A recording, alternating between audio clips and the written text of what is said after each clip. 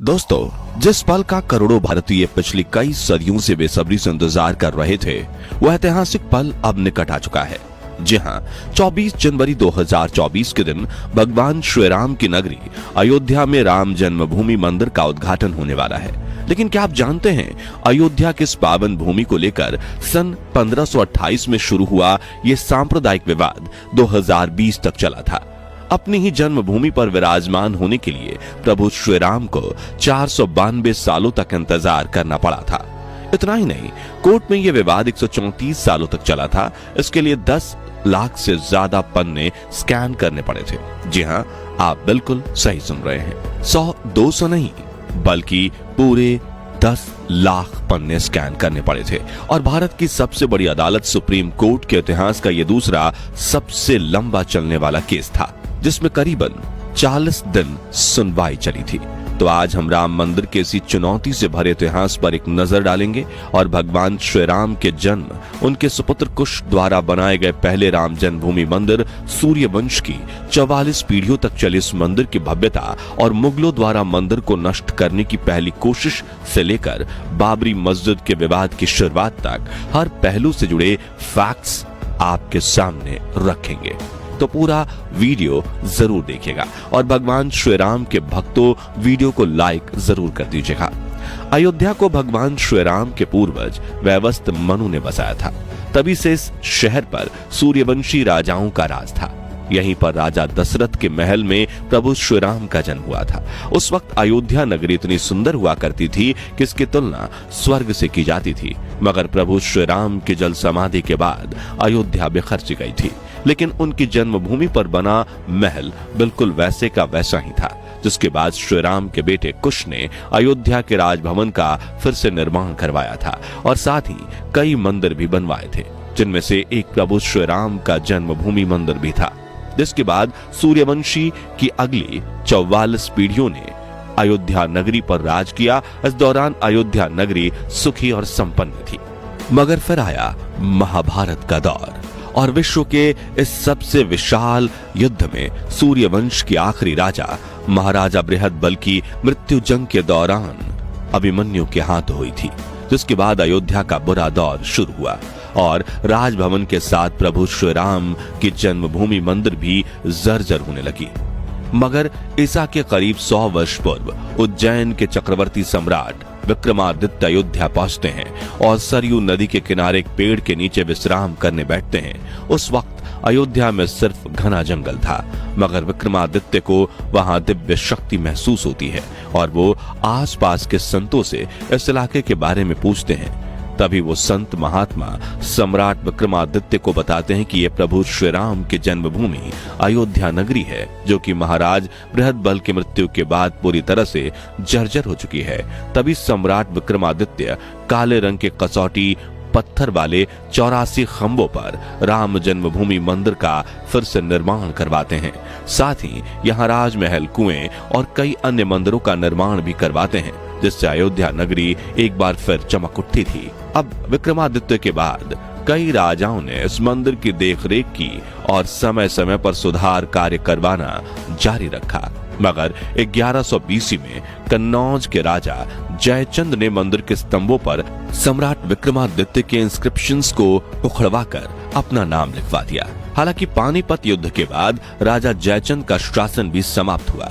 इस दौरान भारत पर मुगलों के आक्रमण बढ़ गए थे, जो न सिर्फ बड़े बड़े राज्यों को हथियाने की कोशिश में लगे हुए थे, बल्कि काशी, मथुरा और अयोध्या जैसे समृद्ध राज्यों में भी लगातार लूटपाट कर रहे थे, मंदिर तोड़ रहे थे और पुजारियों की हत्या तक कर रहे थे।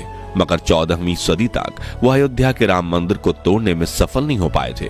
बताया जाता है कि सिकंदर लोधी के शासनकाल के दौरान ही यहाँ मंदिर मौजूद था, मगर फिर 14वीं सदी में मुगलों ने हिंदुस्तान पर कब्जा कर लिया और लाखों हिंदुओं की भावनाओं से जुड़े राम जन्मभूमि मंदिर को नष्ट करने की काफी कोशिश की और आखिर में साल 1528 में वो इस पावन मंदिर को तोड़ने में सफल रहे, जहां उन्होंने अपनी बाबरी मस्जिद के ढांचे को खड़ा किया था। दरअसल 1528 में मुगल साम्राज्य के संस्थापक बाबर ने ही इस मस्जिद के निर्माण का आदेश दिया था। तब से लेकर अयोध्या नगरी में इस जमीन को लेकर दो धर्मों के बीच के विवाद की शुरुआत हुई थी। जो 1528 से लेकर 2020 तक करीबन 492 साल तक चला और इस विवाद को दुनिया के इतिहास का सबसे लंबा विवाद कहा जाता है। खैर, कहानी पर वापस आए तो अकबर और जहांगीर के शासन के दौरान हिंदुओं को मंदिर के लिए पास की भूमि एक चबूतरे के रूप में सौंपी गई थी, मगर फिर मुगल के सबसे क्रूर शासक औरंगजेब ने अपने पूर्वज बाबर की याद में यहाँ भव्य मस्जिद बनवाकर उसे बाबरी मस्जिद नाम दे दिया। लेकिन हिंदू धर्म के मुताबिक बाबरी मस्जिद के इन तीनों गुंबजों के नीचे ही भगवान श्री राम की जन्मभूमि थी और मुगलों का यहाँ मस्जिद बनाना एक अपराध था।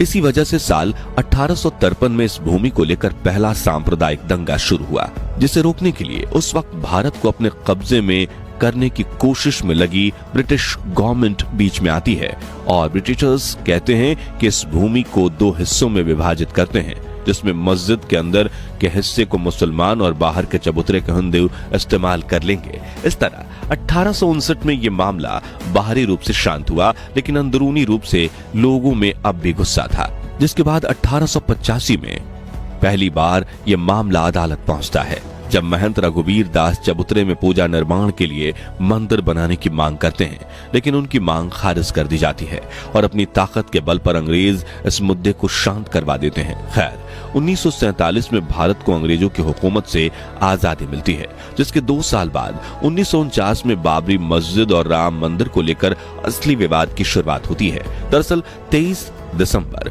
1949 के दिन मस्जिद के मुख्य हिस्से में भगवान श्री राम की मूर्ति पाई जाती है, जिसे हिंदू एक चमत्कार मान रहे थे और उनका कहना था कि भगवान श्री राम यहाँ खुद प्रकट हुए हैं, जबकि मुस्लिम कम्युनिटी ने यह आरोप लगाया कि रात के समय में किसी ने चुपके से मूर्ति वहां रख दी थी। इस वजह से चारों तरफ गर्मा गर्मी फैलने लगी और दंगे शुरू होने के डर से यूपी सरकार ने इस पूरे इलाके को विवादित ढांचा कहकर मस्जिद के मुख्य भाग के साथ चबूतरे पर भी ताला लगा दिया। इस कंप्लीट बैन को हटाने के लिए कोर्ट में कई सिविल केसेस फाइल किए जाते हैं, जैसे कि साल 1950 में फैजाबाद सिविल कोर्ट में महंत रामचंद्र दास भगवान रामलला की पूजा करने के लिए अर्जी दाखिल करते हैं। फिर 1959 में निर्मोही अखाड़ा ने पूरे इलाके को अपने अंडर में लेने की अर्जी दाखिल की, जिसके 2 साल बाद 1961 में सुन्नी वक्फ बोर्ड तीसरी अर्जी दाखिल करके कहते हैं कि बाबरी मस्जिद का मालिकाना हक हमें मिलना चाहिए और यहाँ से मूर्ति हटा देनी चाहिए। अब यह केस सालों तक कोर्ट में चलता रहा और इसी बीच 1984 में विश्व हिंदू परिषद ने एक कमेटी बनाई और बाबरी मस्जिद को हटाकर मंदिर बनाने की मांग की। अब 1986 में फैजाबाद कोर्ट के जज M.K. पांडे ने हिंदुओं के हित में फैसला सुनाते हुए उन्हें इस इलाके में पूजा करने की अनुमति दे दी, जिससे नाराज होकर मुसलमानों ने अपनी बाबरी मस्जिद एक्शन कमेटी बनाई। अब धीरे धीरे मामला और ज्यादा गर्म होने लगा। 1990 में मिनिस्टर लाल कृष्ण आडवाणी ने गुजरात के सोमनाथ से अयोध्या तक रथ यात्रा निकाली, जिससे दंगों की शुरुआत हो जाती है और आडवाणी जी को बिहार में गिरफ्तार कर लिया जाता है, जिसके अगले साल उत्तर प्रदेश में कल्याण सिंह की सरकार भी ब्रिटिशर्स की तरह ही पूरे इलाके को अपने कब्जे में ले लेती है। फिर आता है 6 दिसंबर 1992 का दिन, जब वीएचपी और शिवसेना समेत दूसरे संगठनों के लाखों कार्यकर्ता अयोध्या पहुंचते हैं और बाबरी मस्जिद के विवादित ढांचे को गिरा देते हैं, जिससे देश भर में सांप्रदायिक दंगे भड़क जाते हैं और 2000 से ज्यादा लोग भी मारे जाते हैं। इसी बीच जन्मभूमि के पास जो टेम्पररी मंदिर बनाया गया था, आचार्य सत्येंद्र दास को वहां के प्रधान पुजारी के रूप में नियुक्त कर लिया जाता है, जो पिछले 30 सालों से रामलला की सेवा कर रहे हैं और नए राम मंदिर के मुख्य पुजारी भी सत्येंद्र दास ही बनने वाले हैं। साल 2002 में केंद्र में आती है बीजेपी सरकार और प्राइम मिनिस्टर अटल बिहारी वाजपेयी इस मुद्दे को सुलझाने पर जोर देते हैं, जिसके लिए अप्रैल 2002 में इलाहाबाद हाई कोर्ट में 3 जजेस की एक बेंच बनाई जाती है, जो आर्कियोलॉजिकल सर्वे ऑफ इंडिया को इलाके की खोदाई करके एक रिपोर्ट देने को कहती है, जिस रिपोर्ट में ये बात साफ साफ जाहिर होती है कि 12वीं सदी में यहाँ एक मंदिर जरूर मौजूद था और 1528 में यहाँ मस्जिद बनाई गई थी, मगर इसके बीच के 300 साल का डेटा क्लियर नहीं था।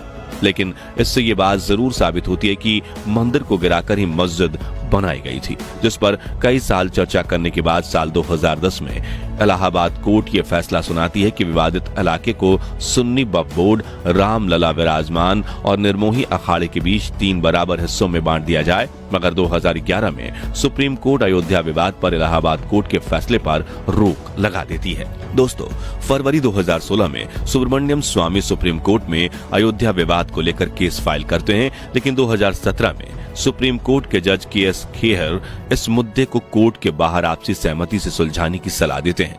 मगर दिसंबर 2017 तक इलाहाबाद कोर्ट के फैसले को लेकर 32 अपील पहुंचती है और सुप्रीम कोर्ट ने कहा कि हम इस केस की सुनवाई जनवरी 2019 से शुरू करेंगे। अब 8 मार्च 2019 को सुप्रीम कोर्ट में इस मामले को मीडिएशन के लिए भेजा जाता है और मीडिएशन पैनल को कार्यवाही पूरी करने के लिए 8 हफ्तों का समय दिया जाता है। मई 2019 में मीडिएशन पैनल अपनी फाइनल रिपोर्ट कोर्ट में जमा करती है, जिसके बाद 6 अगस्त 2019 से सुप्रीम कोर्ट में अयोध्या मामले की रोजाना सुनवाई शुरू होती है, जो कि करीब 40 दिन तक चलकर 16 अक्टूबर 2019 को पूरी होती है। और अयोध्या मामले में सुप्रीम कोर्ट अपने मामले को सुरक्षित रखती है, जिसके कुछ समय बाद आया वो दिन जिसका वर्णन राम जन्मभूमि मंदिर के इतिहास में सुनहरे अक्षरों में किया गया है। जी हाँ, 9 नवंबर 2019 के दिन सुप्रीम कोर्ट 134 साल पुराने इस कोर्ट विवाद में अपना फैसला सुनाती है, जिसके तहत अयोध्या में 2.77 एकड़ की पूरी विवादित जमीन रामलला विराजमान को मंदिर निर्माण के लिए दे दी गई, जबकि मस्जिद के लिए भी अलग से 5 एकड़ जमीन मुहैया करवाने का आदेश दिया गया। जिसके बाद 5 अगस्त 2020 के दिन राम जन्मभूमि मंदिर के लिए भूमि पूजन किया गया और सिर्फ 3 सालों में यूपी सरकार ने रात दिन एक करके राम मंदिर के निर्माण को पूरा कर लिया है। अब 22 जनवरी 2024 के दिन मंदिर के गर्भगृह में रामलला की प्राण प्रतिष्ठा की जाएगी और 24 जनवरी के दिन राम जन्मभूमि मंदिर का उद्घाटन होगा। तो दोस्तों, इस तरह निर्माण से पहले 500 सालों तक राम मंदिर ने कई चुनौतियों का सामना किया, जिसके फलस्वरूप इस पावन भूमि पर एक बार फिर राम जन्मभूमि का निर्माण हो चुका है। तो इसी खुशी में कमेंट बॉक्स में जय श्री राम जरूर लिखिए और वीडियो अच्छा लगा हो तो इसे लाइक और शेयर जरूर कीजिए। साथ ही इतिहास से जुड़े ऐसे ही सच्चे और रोमांचक वीडियोस देखते रहने के लिए हमारे चैनल को सब्सक्राइब करके पास वाली घंटी जरूर